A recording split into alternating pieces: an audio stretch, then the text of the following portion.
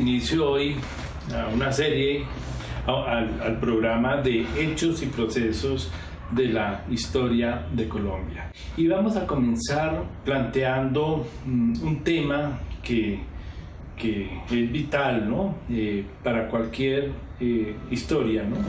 Bien sea de orden nacional o de cualquier otro tipo, historias imperiales o de historias de comunidades locales, mejor dicho, cualquier historia, pienso yo, debería comenzar por estas reflexiones de orden territorial.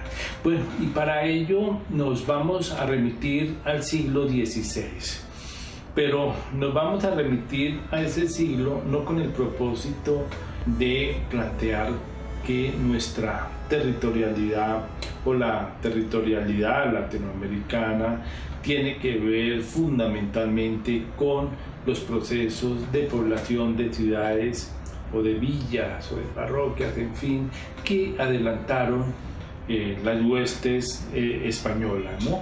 La idea que nos anima en estos primeros capítulos es la siguiente: las territorialidades que se desarrollaron en América Latina fueron el resultado de una interacción de esas territorialidades ancestrales, de esas territorialidades indígenas construidas en muchos siglos con ese proceso expansionista europeo que se inició hacia finales del siglo XV y que comprometió todo el siglo XVI y parte del siglo XVII.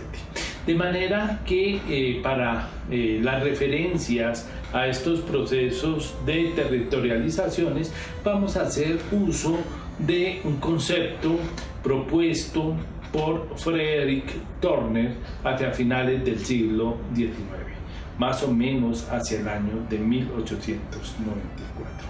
Este historiador norteamericano propuso el concepto de frontera, y este concepto pues va a ser muy útil porque Frederick Turner lo entendió básicamente en la perspectiva de analizar unas sociedades que deciden en un momento particular de sus historias expandirse, ¿no?, hacia nuevos territorios, construir un horizonte de expectativas en el sentido de construir unos lugares para llevar tus propias vidas, ¿no?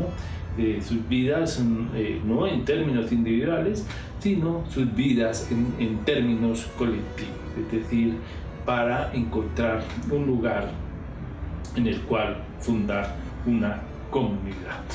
Este concepto propuesto por Frederick Turner, pues sí, da cuenta de unas sociedades en expansión, pero hay que tener en cuenta que hay también unas sociedades que sufren y padecen estos procesos de expansión decididos y adelantados por otras sociedades. En esta perspectiva, las experiencias fronterizas tienen que ver evidentemente con unos procesos de territorialización, pero a su vez tienen que ver con unos procesos de desterritorialización. Y eso pues sencillamente fue lo que sucedió en gran parte del continente americano, ¿no? Los españoles se territorializan y en ese proceso muchas veces generan la desterritorialización de unas comunidades indígenas que para protegerse, para preservarse, tienen que salir a fundar nuevas territorialidades. Si finalmente lo logran hacer, porque muchas quedan, y en su gran mayoría quedan sujetas a ese dominio colonial, ¿no?, a estas formas de dominio que se expresan en el desarrollo de las territorialidades coloniales. Bueno, entonces ese es el principio que nos anima en estos primeros capítulos, mirar las sociedades indígenas en la perspectiva de cómo padecieron y cómo resistieron estos procesos de territorialización de unas huestes europeas, particularmente españolas. Vamos a comenzar con el Caribe colombiano, como es apenas natural.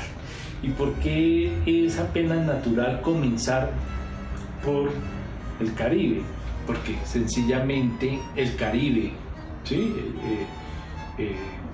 Sus islas, sus islotes y lo que se conoció como tierra firme fue el primer gran territorio en el que actuaron las huestes españolas desde 1492. Es decir, el Caribe se convirtió en un espacio casi que de confinamiento, ¿no? En un espacio de frontera, en el sentido de que el Caribe se convirtió como una tierra de paso, es decir, los europeos que llegaron y esclavizaron a los taínos y lograron crearles una barrera a los caribes, ¿no? Que incluso los taínos acogieron inicialmente muy bien a los europeos porque vieron en ellos un potencial aliado en contra de los caribes que para entonces se decía que practicaban la antropofagia. Entonces el Caribe fue ese territorio de confinamiento, fue ese territorio de las primeras esclavizaciones indígenas, fue el territorio donde se presentó inicialmente ese gran desastre demográfico, fue un territorio donde se fundaron expectativas de riqueza, pero también se padeció de una pobreza extrema.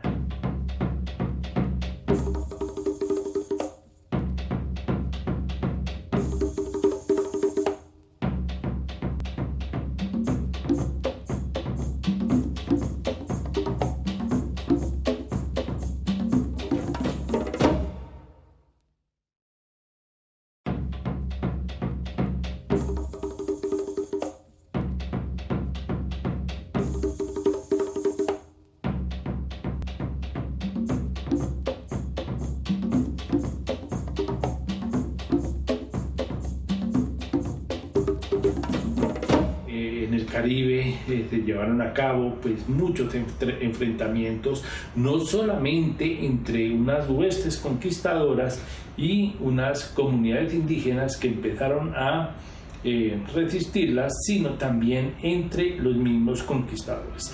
En ese sentido, pues el Caribe fue ese territorio de frontera, un territorio de disputas, de envidias, de intrigas, porque todo estaba sujeto a la destreza y al liderazgo que un personaje en particular pudiese ejercer, porque el nivel de estatalidad y de control de la corona era realmente muy, pero muy incipiente, de manera que la temeridad y la astucia pues eran unos valores supremos, ¿no?, que le permitían a muchos europeos sobrevivir e imponerse a los otros.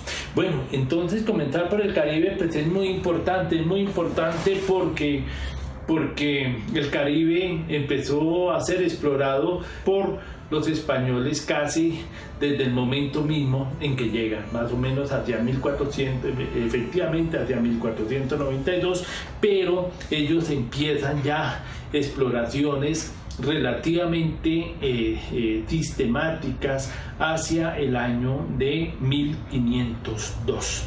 Y es precisamente Rodrigo de Bastidas quien funda la ciudad de Santa Marta en 1525, quien inició esas exploraciones muy, pero muy tempranas, ¿no?, despuntando el siglo XVI, más o menos hacia 1502, ¿no? Eran unos ires y venires, ¿no?, entre la tierra firme y las islas del Caribe, ¿no? Unos ires y venires en el sentido de que estaban precisamente buscando recursos, ¿no?, para nuevas expediciones, y estaban pues recopilando información sobre sociedades indígenas, ¿no?, poseedoras de oro, que era básicamente el bien más codiciado, ¿sí?, durante los 3 siglos de dominio colonial: el control de la mano de obra inicialmente y por supuesto luego el control de sus recursos, pero la premisa fundamental era el control de la mano de obra. De manera que Rodrigo Bastidas pues inicia esas exploraciones hacia 1502 y luego pues se van a fundar las otras ciudades, una de ellas por Pedro Heredia en 1533, la ciudad de Cartagena. Santa Marta en 1525, Cartagena en 1533 van a ser las 2 ciudades más importantes del continente suramericano. ¿Sí? Cartagena de Indias, pues lo sabemos, va a ser parte de la triangulación de la defensa de la carrera de India, ¿no?, junto con La Habana y San Agustín. Van a constituir ese triángulo, ¿no?, en defensa de la carrera de Indias. Y Santa Marta para muchos va a ser esa primera gran ciudad, ¿no?, fundada hacia 1525, pero sin duda que ese Caribe ya estaba experimentando, ¿no?, esos efectos de la presencia española desde muy temprano. Bueno, entonces vemos que estas ciudades van a ser el punto de lanza de nuevas conquistas, y estas ciudades van a simbolizar tanto Cartagena como Santa Marta, y luego lo va a ser Riohacha y Valledupar, las ciudades desde las cuales se va a simbolizar el acto mismo de conquista. Entonces, las ciudades en el siglo XVI no las podríamos entender como las entendemos nosotros hoy en día, es decir, como grandes concentraciones urbanas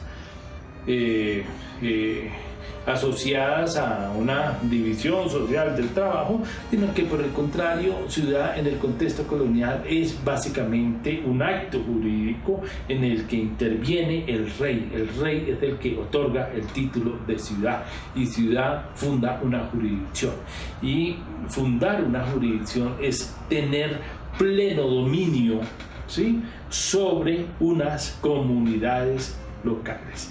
Entonces, las ciudades se fundan no sobre vacíos, las ciudades se fundan en aquellos lugares donde hay presencia importante de sociedades indígenas, porque como lo dije anteriormente, el objetivo supremo era tener el control de sociedades indígenas. Ese era el objetivo fundamental, ¿no? De nada podía servir tener una mina, ¿sí?, o tener tierras disponibles si no se contaba con el control de la mano de obra. De manera que la mayor riqueza, la más anhelada, era precisamente el control de la mano de obra. De allí la importancia de una institución como la encomienda, ¿no?, porque la encomienda fue lo más perseguido y lo más defendido por los conquistadores. Bueno, de manera que el Caribe experimentó desde comienzos del siglo XVI pues el impacto del desastre demográfico, es decir, esas sociedades indígenas del Caribe pues van a quedar relativamente diezmadas como resultado de la presencia española. Entonces, la presencia española en el Caribe en particular pues generó epidemias, generó muertes, generó pues el desarrollo de una serie de enfermedades que eran absolutamente inéditas en estas tierras, y por supuesto que ellos también experimentaron eso, ¿no? La cantidad de europeos que morían era también muy alarmante.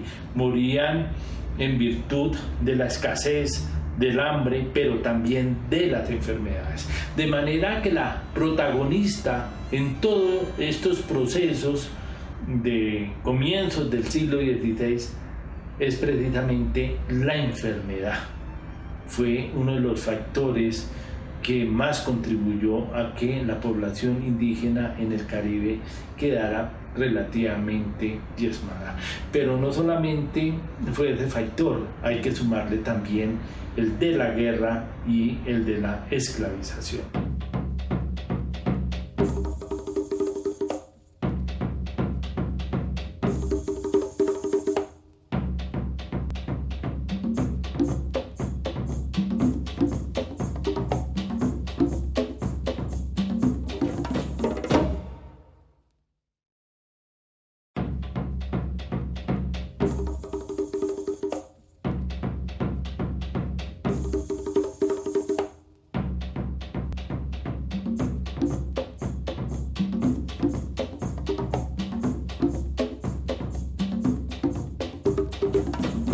De manera que ese Caribe fue un territorio casi que infernal por lo que se estaba viviendo, ¿no? La llegada de unos seres, ¿no?, absolutamente codiciosos, como lo dirían los cronistas, ¿no?, codiciosos de el control de poblaciones y del control de sus recursos.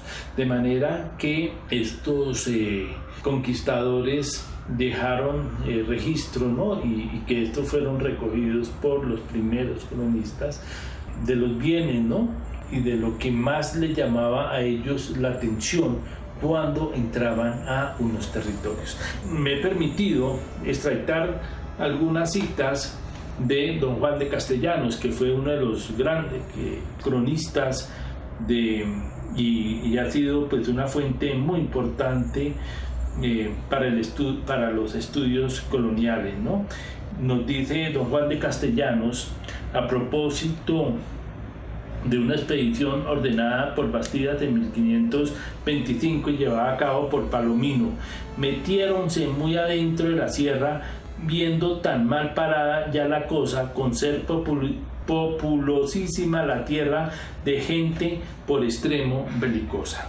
Y más adelante diría: llegaron a las faldas de la tierra, donde tenían muchas cementeras pobladísimas, van toda la tierra, insuperables todas las laderas. Es decir, lo que les llamaba la atención a los conquistadores fue la densidad y la cantidad de hombres, mujeres, niños, ¿no?, que conformaban estas sociedades indígenas, ¿no?, y que para ellos era básicamente una bendición, pero que la asumieron en una perspectiva colonial de dominación, porque encontrar estas sociedades era tener posibilidades de alimento y de bienes de consumo ajustados a unas necesidades ambientales. De manera que este Caribe se va a configurar territorialmente por la presencia de estas sociedades indígenas, a pesar de haber sido diezmadas. Pero hay que resaltar que muchas sociedades van a resistir la presencia europea hasta finales de la época colonial. Me estoy refiriendo básicamente a la comunidad indígena Wayuu, que habitó la península de La Guajira y que ya pues, lo sabemos, compartió una territorialidad entre Colombia y Venezuela. Estos Wayuu resistieron el dominio colonial. Los Wayuu pudieron conservar su territorialidad, sus estructuras políticas, sus estructuras culturales.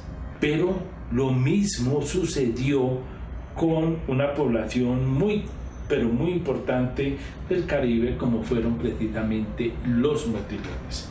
Los motilones que poblaron especialmente la serranía del Perijá. Estos motilones lograron resistir y han logrado resistir no solamente al Imperio Español, sino a la República durante algo más de 5 siglos. En otras palabras, la idea de conquista es una idea relativa, en el sentido de que la conquista a veces nos hace pensar en un proceso ya acabado, y realmente la conquista española fue realmente limitada, ¿no? Limitada hacia aquellos lugares donde las sociedades indígenas habían alcanzado un gran nivel de complejidad en su estructura política, especialmente, ¿no? En el caso del Caribe, pues vemos básicamente cómo unas sociedades indígenas lograron sortear este dominio colonial y que ocuparon gran parte de la llanura. Entonces, los guayú van a tener un dominio absoluto de la península de La Guajira. Los motilones se van a mover en esa sierra del Perijá y en parte del territorio, ¿sí? De Maracaibo, en fin, y tendremos también los yaraguíes en el Bajo Magdalena. En otras palabras, el Caribe va a experimentar estos procesos, ¿no?, de fundación de territorios, pero el Caribe no va a ser completamente dominado durante la época colonial. Pues vamos a tener también el territorio Chimila, que era un territorio absolutamente gigantesco. Era pues gran parte de esa llanura, ¿no? Y el territorio Chimila logró concentrar a diversos grupos, ¿no? Indígenas, por supuesto, pero también grupos de origen africano y por supuesto también que mestizos.